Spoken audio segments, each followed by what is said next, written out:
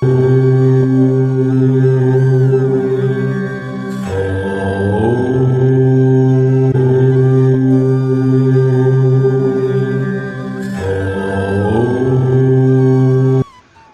గురుదేవ. గురువుల ద్వారా అందిన జ్ఞానాన్ని తెలుసుకునే ప్రయత్నం చేద్దాము. అతత్ వ్యావృత్తి లక్షణం అంటే ఏమిటి తెలుసుకుందాం. అవ్యక్తం దేనిని గురించి అయినా మనము ఒక అభిప్రాయాన్ని వ్యక్తం చేయాలంటే అది మనకు కనిపించాలి, వ్యక్తము కావాలి. మరి పరమాత్మ కనిపించేవాడు కాదు. అసలు కంటికి కనిపించడమే కాదు, ఏ ఇంద్రియాలకు గోచరించని వాడు. ఎందుకంటే సూక్ష్మాతి సూక్ష్మము గనుక. సూక్ష్మమైన వాయువు చర్మానికి తెలుస్తుంది, ఆకాశం శబ్దగుణము గనుక చెవికి వినిపిస్తుంది. కానీ పరమాత్మ ఏ ఇంద్రియాలకు అందడు, అందుకే ఇంద్రియ అగోచరుడు. ఏదైనా ఒక వస్తువును ఫలానా అని నిశ్చయించడానికి జాతి, గుణము, క్రియ, సంబంధం అనే 4 లక్షణాలతో నిర్ణయించవచ్చు. ఈ 4 లేని పరమాత్మను ఇలా నిశ్చయించి చెప్పడం? అయితే శాస్త్రాలలో పరమాత్మను వర్ణించి చెప్పడానికి ఒక ఉపాయాన్ని చెప్పారు. అదే అతత్ వ్యావృత్తి లక్షణం. అంటే ఏమిటది? తత్ అంటే అది, అంటే పరమాత్మ. అతత్ అంటే అది కానిది, అంటే పరమాత్మ కానిది. అదే అనాత్మ.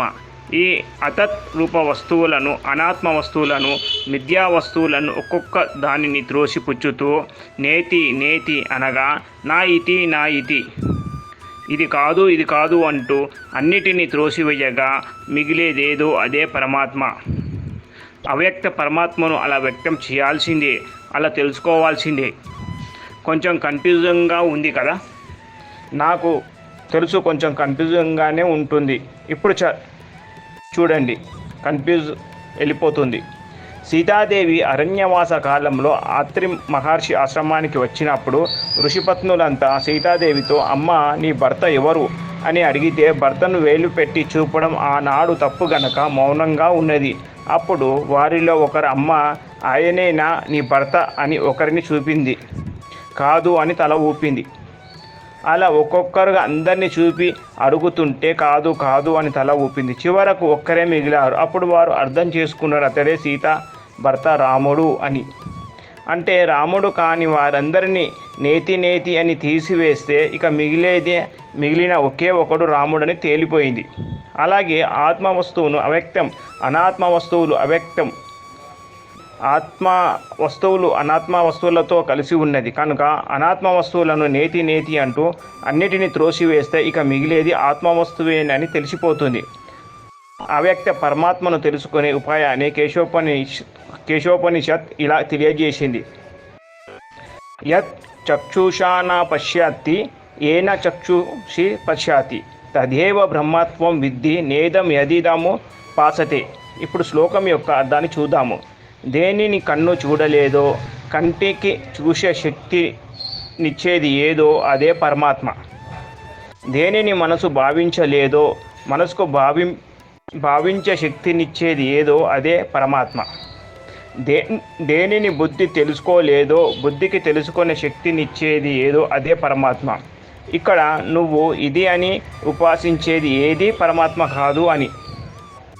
బుద్ధి జడమైనది అయిన అనాత్మ వస్తువులను కాదు అని నిషేధించడం ద్వారా ఆత్మను తెలుసుకునేందుకు సాధనం బుద్ధియే. లక్షల రూపాయలు విలువ చేసే బంగారానికి ధర నిర్ణయించాలంటే 10 రూపాయలు విలువ చేసే రాతి ముక్క గీటురాయిగా పనికి వస్తుంది. అలాగే సచ్చిదానంద పరమాత్మను తెలుసుకోవాలంటే భౌతికముగా జడము అయిన శుద్ధి బుద్ధియే పనికి వస్తుంది. అందుకే భగవద్గీత 6వ అధ్యాయంలో బుద్ధి గ్రహ్య మతీంద్రియం అన్నారు. ఏ బుద్ధికి గ్రహ్యం?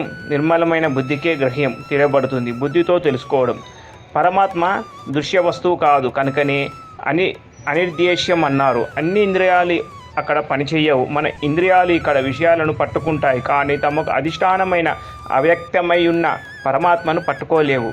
పోలీస్ కానిస్టేబుల్ లేదా ఇన్స్పెక్టర్ దొంగను పట్టుకోగలడు, కానీ తనపై ఉన్న అధికారి అయిన మెజిస్ట్రేట్ను పట్టుకోలేడు కదా.